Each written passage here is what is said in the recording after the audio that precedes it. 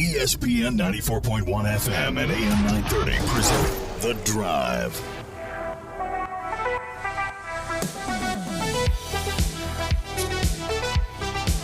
Now here on ESPN 94.1 and AM 930. I'm your host, Paul Swann. We are going to get your text in this hour at 304-396-TALK. That's 304-396-8255. We're here today at the Cam Henderson Center as the Thundering Herd getting set to take on Duquesne. But our text line is open for the entire hour. We're going to preview that matchup later on. Bill Cornwell is going to join me here at the Henderson Center as we will preview that one. Marshall desperately needing a win on the hoop side. The Thundering Herd has lost 3 straight, losing to Oakland.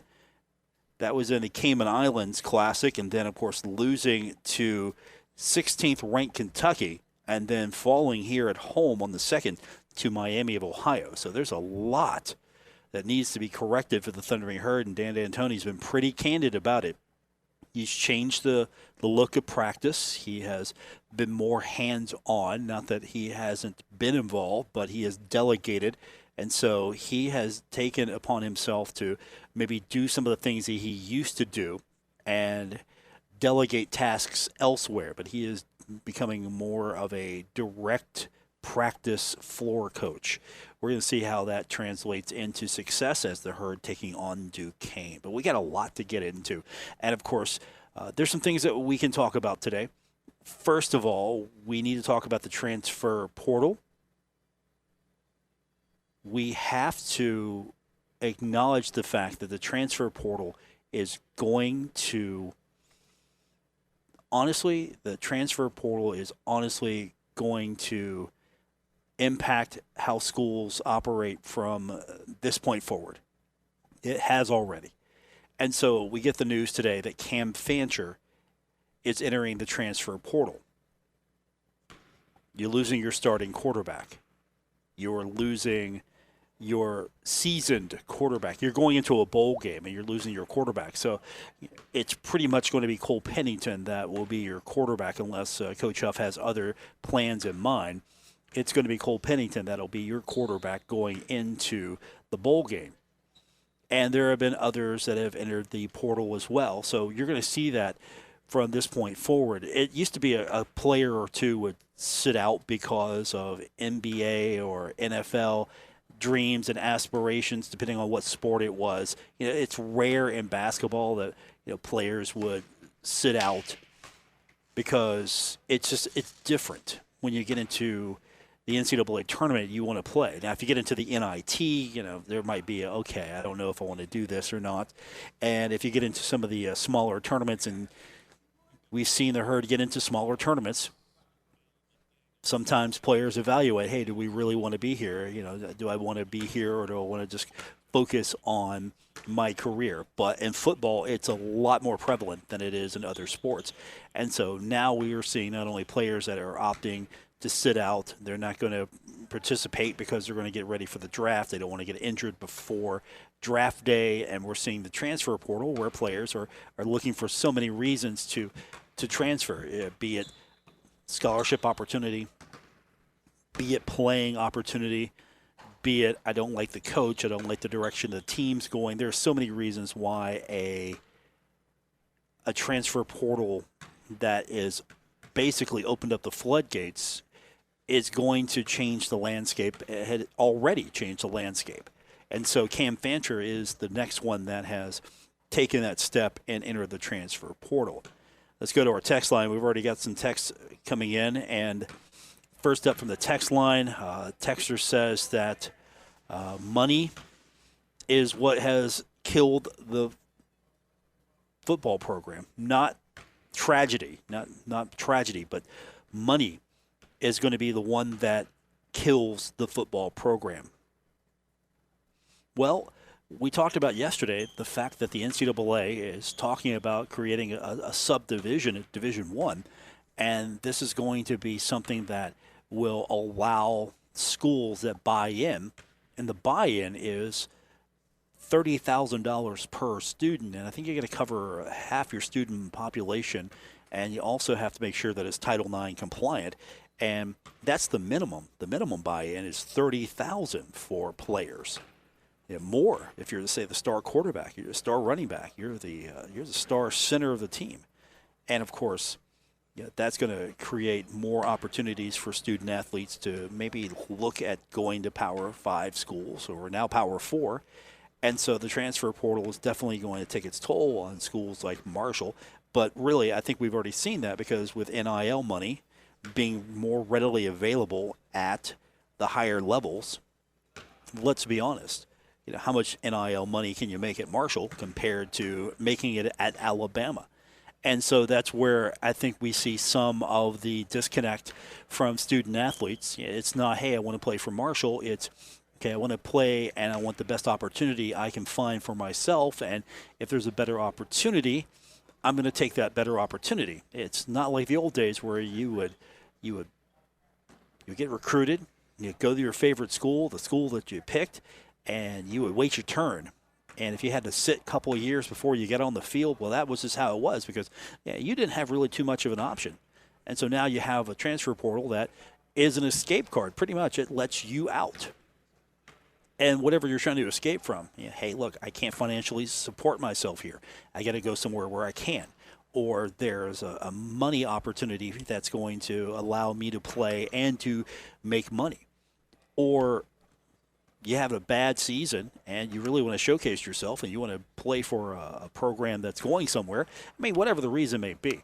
And so there's going to be a lot of disconnect between student athletes and honestly, from programs. It's not going to be the same anymore. You don't commit to a program and you don't stay for 4 years or 5 years. You just don't do that anymore.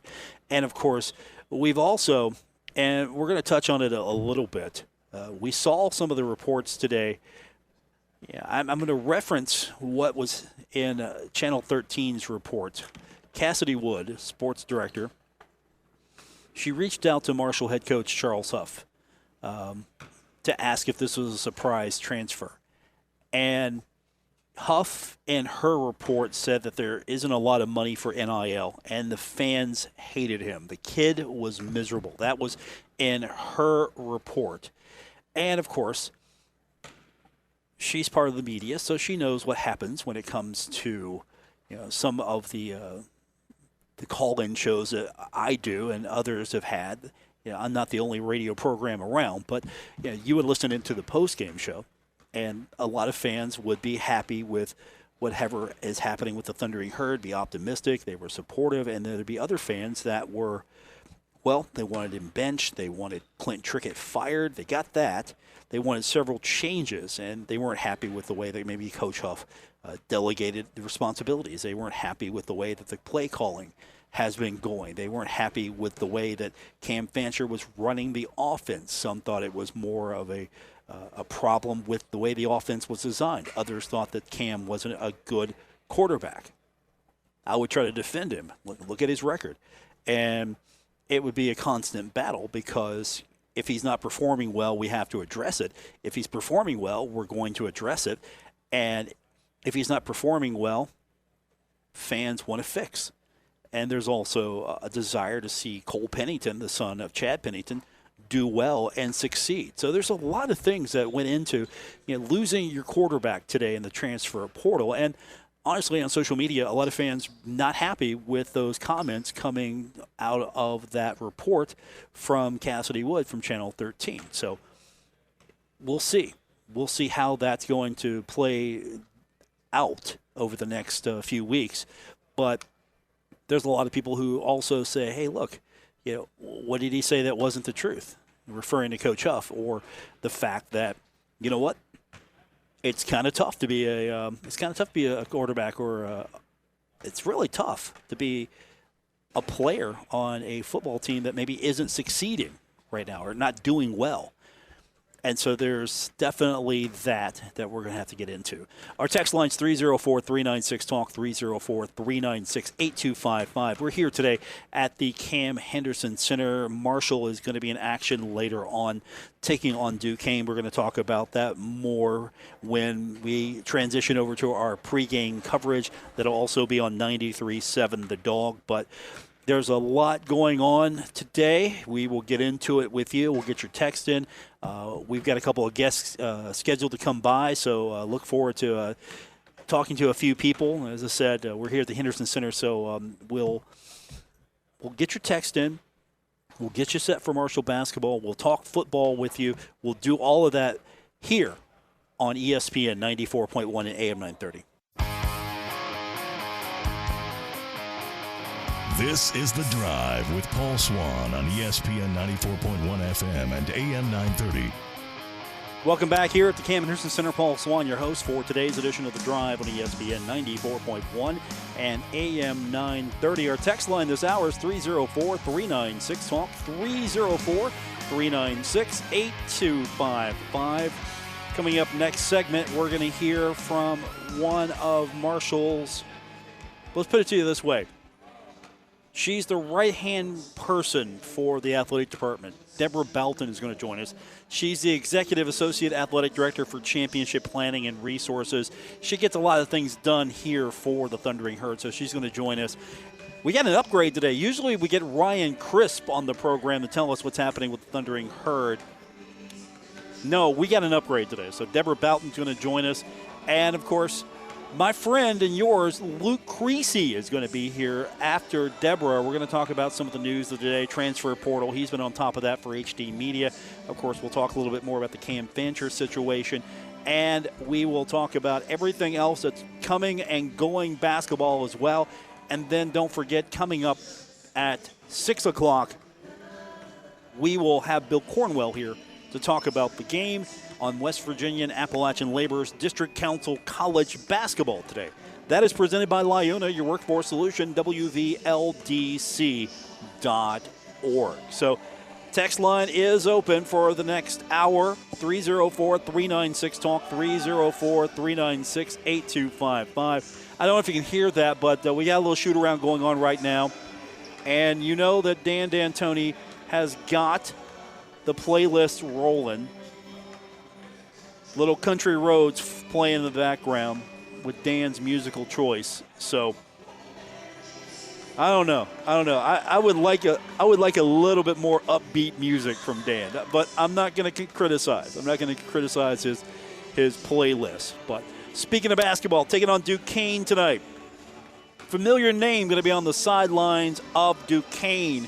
You already know him. You've seen him so many times when Marshall was in the Mid-American Conference.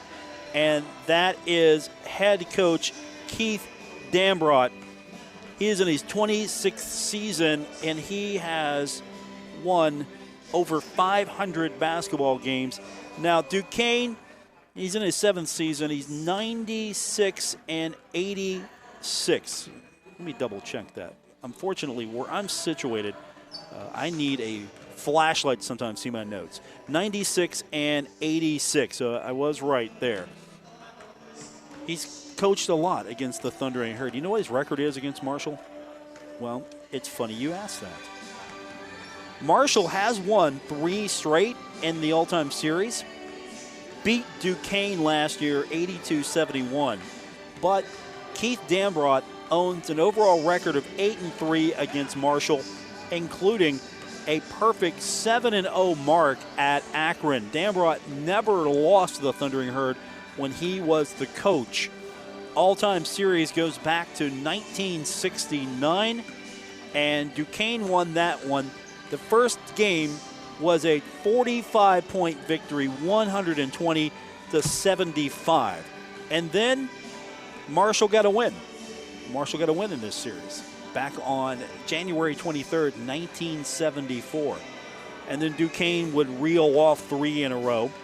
The last time that Duquesne won a game was back on 2018. After that, Marshall has beaten Duquesne 2019, 2021, 2022. So the series all-time, it tied at 4 apiece. Duquesne in Pittsburgh leads the all-time series 3-1. Marshall in Huntington leads 2-0. And it's been tied at neutral locations 1 game apiece. So this is going to be an interesting series. I hope they keep this one I would love to see this series continue. I think Marshall should be playing more opponents, especially Duquesne. It's an easy trip for the Thundering Herd. It's also an easy trip for Duquesne. Hopefully the Dukes and the Herd can keep the series going on. I always thought that this was a series that should have been played more, so I'm glad that they're getting this series done. We're going to open up the text line for you at 304-396-TALK, 304-396-8255. I see my guest being escorted by Ryan Crisp right now, so we're going to take our break early. Coming up, we're going to speak to Debra Boughton. She is the Executive Athletic Director for Championship Planning and Resources. So we'll go ahead and take our break now. We'll get them set up, and we'll talk to her when we continue on this edition of The Drive on ESPN 94.1 and AM 930. Going up. This is The Drive with Paul Swann on ESPN 94.1 FM and AM 930. Welcome back to the Henderson Center. Paul Swann, your host for today's edition of The Drive on ESPN 94.1 and AM 930. Let's welcome to the program now. She is the Executive Associate Athletic Director for Championship Planning and Resources. Debra Boughton is with us. Good to have you back. I have to leave the studio, come camp out the Henderson Center to get you back on the show. Yeah, Paul, nice to be back. You know, I haven't been on for a while, so I've been sending my my staff to help spread the good news of Herd Athletics, and I'm happy to be here today. We're here at the Henderson Center, and of course, we are hoping that the Herd can get a win over Duquesne. I know that's a program you're familiar with from your years in the Pittsburgh area. It's a good opponent to have come into the Henderson Center. I love the fact that this series has been going on for a few years now. Yeah, you know, when we went to the Pittsburgh area last year, we played them, and I think it was a great game. Our fans were able to attend. Hopefully Duquesne fans are able to come here tonight, so we're looking forward to a great matchup. And we're here dead of winter. It's starting to feel like winter now, so hopefully fans are going to show up tonight. I know you've been pretty pleased so far with the atmosphere, what's been happening here at the Henderson Center, not just with the men, but the women as well. As honestly, sure, the Herds lost a few games, but I think the excitement is still there for Marshall basketball, and we've seen some really good crowds in this over the last few games. Yeah, we're really hoping that the atmosphere that we create in the CAM really is a family-friendly environment. We've coded it fans first for the past year or so, and really getting folks in here and enjoy the experience, and really helping our teams get across the finish line. And if anyone on the listening out there was at the Florida game when women's basketball beat them, the in-game experience, I really do believe got us through that fourth quarter and pushed us to the end. Our team, obviously, they did all the work on the floor, but our fans were so engaged, and it was really amazing to see the kids respond to how engaging the fan base was. We put in a new light show at the beginning. We have the Herd lights on your phones. We've just got a lot of things going on that we want to make sure our fans come and enjoy us. And I've always heard it's always 70 degrees in the CAM, right? No matter how cold it is outside, it's always 70 degrees in the CAM. Always. Well, actually, not always. Always. But in the winter, probably it is. Always. No, it's climate controlled here at the Henderson Center. Right. But speaking of the Henderson Center, there are a few things that have changed. It's a little bit since fans maybe, if they haven't been back for a while, you've got a new fan store. You've got some different experiences as well, not just inside the arena, but in the concourse area. Yeah. So last Saturday, we had 2 basketball games on the same day. We also opened a fan store up on the concourse level. So our bookstores, they're selling jerseys, they're selling trinkets, they're selling gear, and really just trying to, again, engage, make sure everything's here for fans, that they want to engage with Marshall, that it's all a one-stop shop. Were you surprised when you got here that maybe there are a few things like that wasn't already in place? And I know they had to be key for you. Maybe a little bit. But, I think they were easy things to identify to really just enhance what had already been going on here. And what did I surprise? Maybe a little bit. But, sometimes it's those small items, small things you can identify and make changes to that people really love right away. And, of course, now I can get my gear. But if I don't have my herd gear, I can Right. No excuse. And it's cool, too. You know, we're able to sell some of the student athletes' jerseys with their names on them, and we hadn't been able to do that right before NIL. So that's something that's exciting to add to the inventory that we're selling for our student athletes. So it's just a great time to be a fan of Marshall Athletics. Debra Boughton's with me, Executive Associate Athletic Director for Championship Planning and Resources. I know basketball's got all your attention right now, but we got the bowl game. You're trying to make sure that everything is ready to go by the time the herd travels to take on UTSA in Frisco, Texas. UTSA is a really good draw for the Thundering Herd. This is going to be a fun matchup. I think so, too. And you know, UTSA is only about 5 hours away from the Dallas-Fort Worth area, so I would imagine that a lot of their fans will be there. I hope a lot of our fans will be there. I know it's a little further haul for our Marshall fans, but hopefully, you know, we can still show up like I know that our fans love to do. And, you know, it's, you know, bowl planning, and I get to also kind of be in that role for quite a bit of the week. We've been working very hard. We got about 6 of our staff members on a site visit right now, so they're coming back tonight. Nope, tomorrow. Anyway, and hopefully they have all the answers we need to finish the bowl planning and wrap it up by Friday. Start practicing, get the guys here going, get those extra practices in, and then we're getting on the road on next Friday. I was going to ask you, what does that look like when you send representatives out? What are you looking for? What do you have them instructed to kind of keep an eye out for, to ask? Yeah, everything. It's, you know, what does the practice site look like? What are we going to have to do? Is there a rental charge? Are we paying for a lift? You know, or are there extra supplies we need to make sure that our teams have to be successful? You know, can we, you know, creatively get equipment that's already there? So it's all those pieces. The hotel gets walked through. You know, the football program uses almost the whole entire hotel in the things that they do to game prep. So, you know, our operations folks make sure we have the right rooms and they've all set up. And by the time the advanced team gets there, it's all ready to go. What are you trying to do to make sure it's an easy trip for fans who want to go? How are you tackling that? Yeah, I mean, it's, again, not the easiest place to get to, although Dallas-Fort Worth area has 2 or 3 airports that should be at least a little bit attainable. We have tickets are on sale through Herd Zone, so encourage people to go there and buy through us. That helps us monetarily. We do get a percentage of ticket sales, so do encourage people to go through our site and our link to purchase tickets if you are able to attend the Frisco Bowl. So go to herdzone.com. You get tickets. Any special travel packages or plans you're trying to work on? There aren't right now. You know, I would kind of, when you get to the point where you're trying to put together a 250-person travel party for a 5-day trip, at some point you're really, really focusing on them. How do you get the team there? How do you get the coaches there? How do you get, you know, band cheer spirit? You know, what are the priorities that we fulfill first? And that's really what we've been doing all week. So right now, get there, and we'd love to see you. It's harder than just going to a regular road game. It's not, hey, let's just, you know, charter the plane and go. Right. I mean, there's more days, there's more people. You know, the band cheer spirit thing is a little bit complicated, how you fit that into the puzzle pieces. But, you know, we've done this a lot of years at a lot of different places. And planning bowls is amazing. It's fun, exciting. It's something new. And you really don't know where you're going, literally. We found out 15 minutes before we knew. You all knew where we knew. So it's a little bit of a puzzle piece in a game, and it's fun to play, and all the staff's working very hard to make sure it's successful. Okay, so you had the news 15 minutes before Brett McMurphy had the news. Well, yeah, right. The timing of that might have been a little bit interesting, but you know how it goes. Social media is a little bit of a zone that's undescribable. We'll put it that way. Yeah, it's a place that gets everybody in trouble at one point in their life, and some more than often. No doubt. Debra Boughton's with me, Executive Associate Athletic Director for Championship Planning and Resources. We're here tonight at the Cam Henderson Center for Marshall versus Duquesne. The three-point shot cards are already spread out. Everyone's ready to go for this one, as the Thundering Herd won't be back for a couple of weeks. It doesn't get any easier. You got a couple of road games, and then you got a 4-game homestand before we get into conference play. There's no time off for you because we got women's basketball now. That's right. So Monday night we have our women's basketball game against Salem, 6 o'clock. It's our holiday game. So Santa Marco will be here.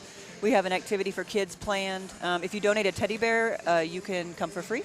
And then everybody gets a holiday gift at the door. I think it has to do with candy canes. So if you're a candy cane lover, you can't miss it. Okay, so candy cane gift, you donate a teddy bear. And What's the symbolism with the why teddy bear? Well, we have some other plans for some subsequent games to accentuate the teddy bear. You'll see. Okay, so the teddy bear leads into something else. It does. And how much of a pop do you think that the Kim Colborn and that team has gotten after Florida? Because I know there was excitement for her, and then you put it all together, beat Florida. Did interest start to rise even further, or has it just already been going upward? I mean, Kim brings a legendary name, to Marshall, and obviously she's been super successful. You can see the body of work. What I think is super important is it raised the interest and intensity of our team. Watching those kids have that experience, accomplish that notable win, I just think it gave them the moment where they're like, okay, this is going to work. So that was pretty fun to watch. And then we get into the press conference with her on Monday, and she's like, yeah, there are a whole bunch of things that I got to work on here.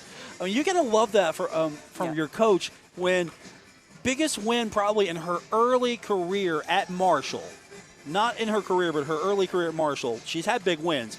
And she comes out and says, yeah, there's stuff we got to work on. Yeah, well, she's a perfectionist. You got to love that about her, Yeah, though. you have to. I mean, and we've brought in coaches. I mean, we obviously adore Chris Grassi. He put out a statement today to the fans about thanking them for their support, and that was pretty amazing.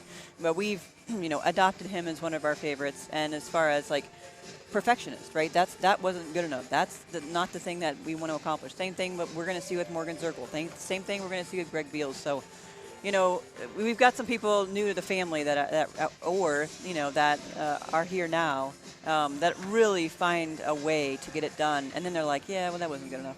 That wasn't good enough. Yeah, we won a couple of Sun Belt trophies. That wasn't good enough here. Yeah. But that's the kind of atmosphere you're trying to build. That's the kind of attitude you're trying to build. Absolutely. You want to make sure that you're not going to win the national championship every year, but Chris thinks he can. He absolutely does. Yeah, so you want to encourage that attitude. Sure. And same thing with, I'm sure, with everyone else on their sports. They think they're going to win the national championship every year, so you want to encourage that. Yeah, I mean, and we obviously, work really hard to support them, in every way, whether it's promoting their programs on social media, raising resources to support what they need, and just making that a priority and making it a partnership.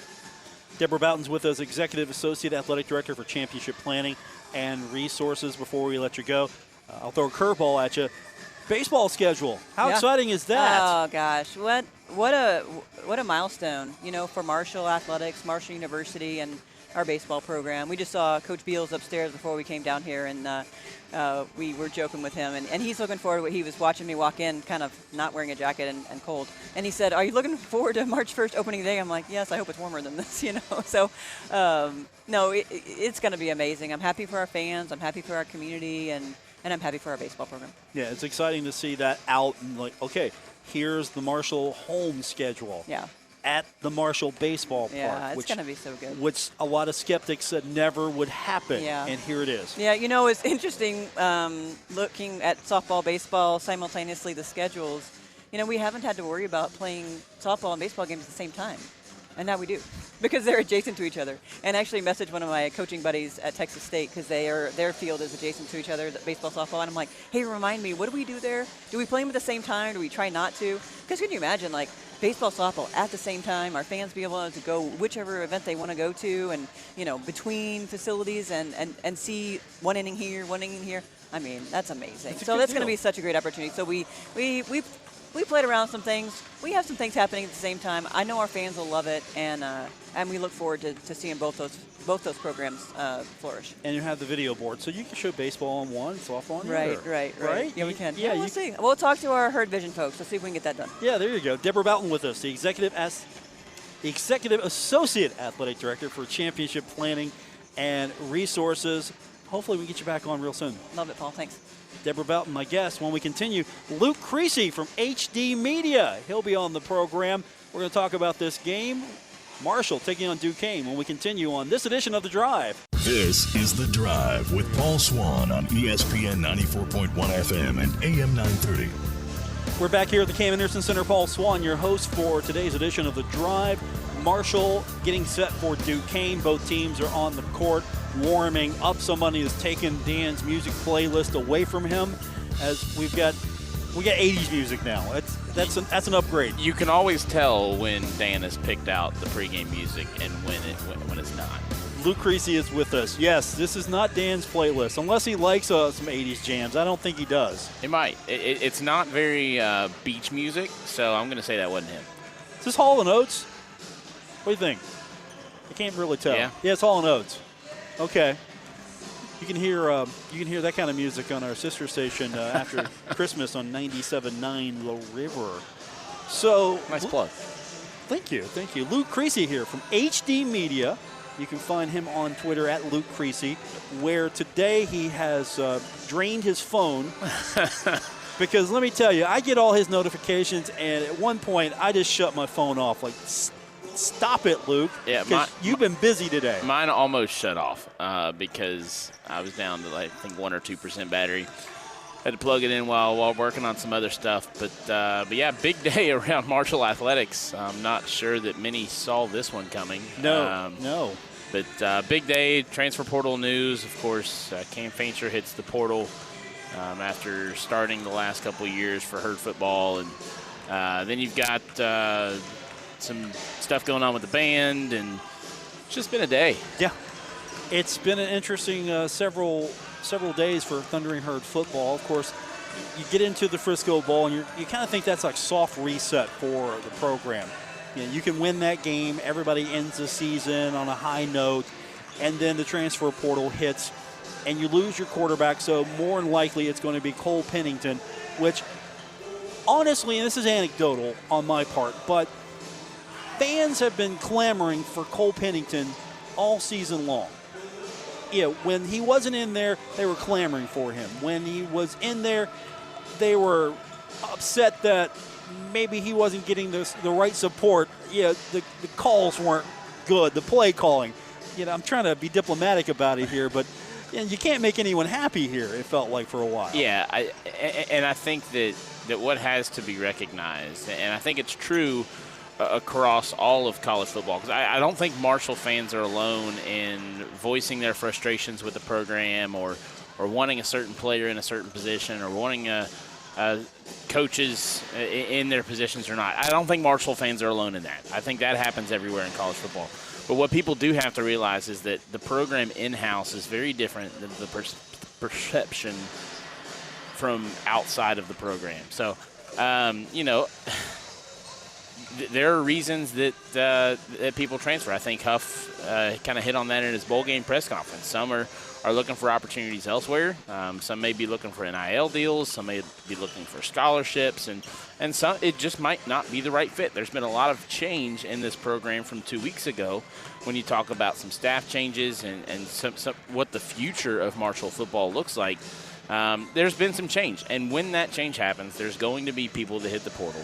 Speaking of change, we got the news yesterday that new offensive coordinator Seth Dagey has taken the job. He was the tight ends coach at Purdue last year.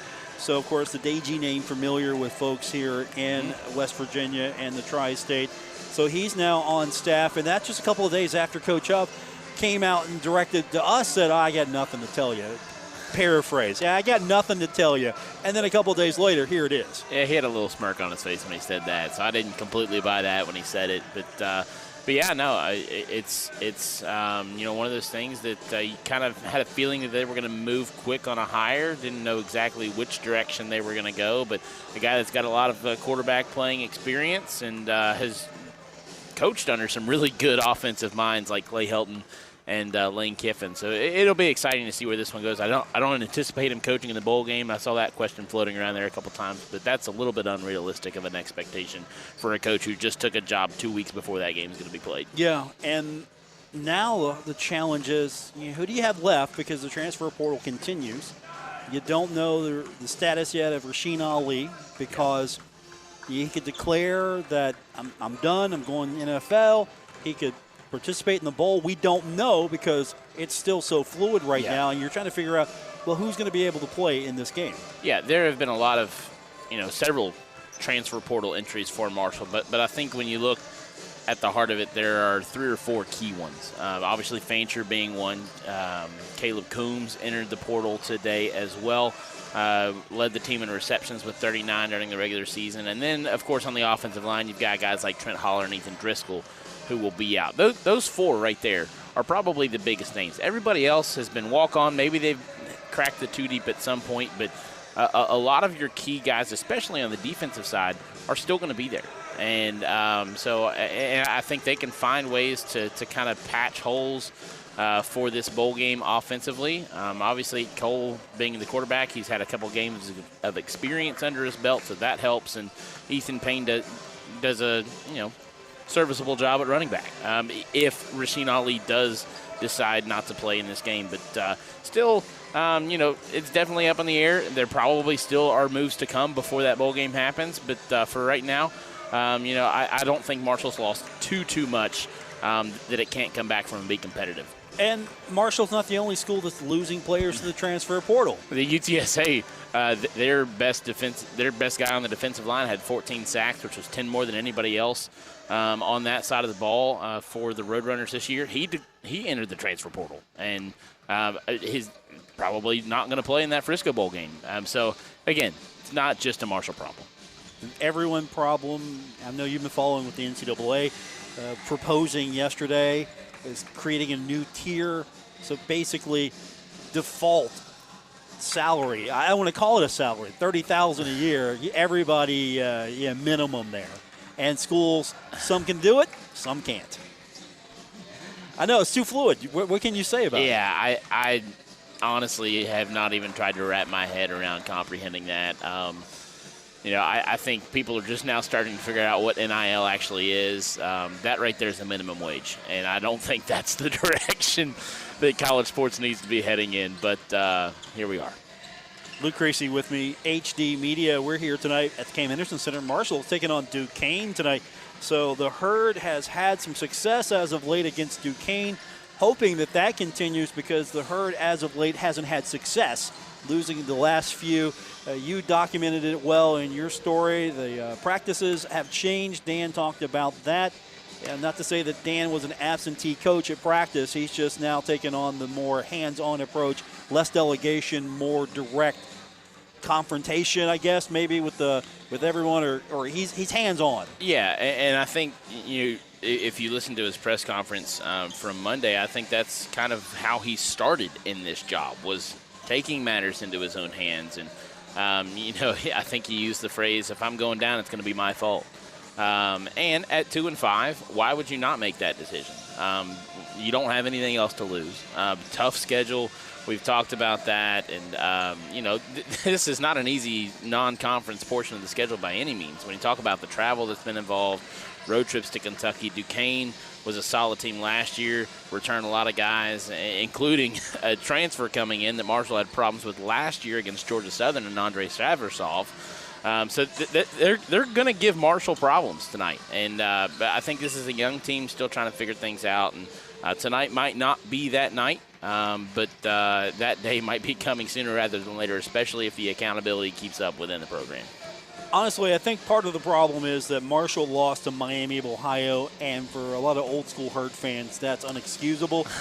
It's Miami of Ohio, it's a MAC school, and longtime Herd fans kind of look down on the Mid-American Conference. And there's some good basketball being played. When Marshall actually got into the Mid-American Conference, I was more excited for basketball than I was for football. I think there's still really good basketball being played in the Mid-American Conference. Otherwise, I don't think the Sun Belt, who has been adamant about beefing up their strength of schedule, started a Sun Belt MAC challenge in basketball. And I think Marshall's one of two teams that didn't participate in that, but it's because they've got their own MAC Sun Belt challenge going on. Miami, Ohio, Toledo, and Ohio all on the schedule already. So, I think Miami, Ohio is a good squad. They're going to be all right. And Marshall, once it gets its bearings underneath of it, I think you're going to start to see some better basketball. But it's getting there that has taken a little bit longer than I think Dan and fans might have liked.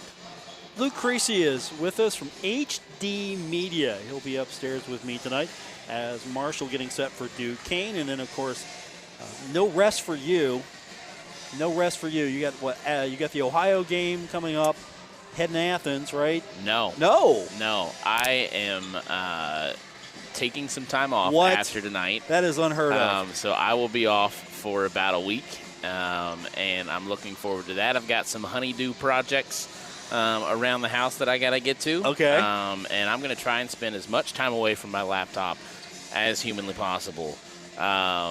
So, yeah, there is rest for the weary this time around, and that might be the only time I say that until this time next year. What are we going to do for the next week or so? My phone's going to be a lot quieter. You'll be able to keep your phone off of silent. I'll probably still be around on social media. I can't quite disconnect that much because in this business, if you disconnect for too long, you get behind, and I ain't trying to get left behind. No, you're not. Luke Creasy, everyone. HD Media, he'll have the game story tonight, and, of course, he's going to enjoy some time off and then get ready for the bowl game. Yep. Looking forward to it. Bill Cornwell's coming in here in about a minute. We're going to tag you out. I'm hovering. He's hovering now as we speak, so we're going to tag you out and get Bill in here because coming up in just a minute, we're going to have college basketball coverage. Marshall's taking on Duquesne. That is coming up here on ESPN 94.1 and AM 930, and also on 93.7 The Dog. It is West Virginia and Appalachian Laborers District Council College Basketball today, presented by LiUNA, your workforce solution, WVLDC.org. That is coming up straight at the top of the hour, and Bill will be making his way to the broadcast position momentarily so we can get set for that here at the Henderson Center. And, of course, don't forget, stick around after the show. We got the game, and then we got the post-game. The post-game is where all the fun's had. We'll get your thoughts, reaction. We'll have post-game comments from Dan D'Antoni. Hopefully he won't keep Luke and the rest of us waiting 30 minutes this time. No comment. For Luke Creasy and for Debra Boughton, appreciate them coming on the show. And for John Bowen back in the studio, I'm Paul Swann. This has been The Drive on ESPN 94.1 at AM 930. Basketball coverage coming up in just a moment with college basketball today.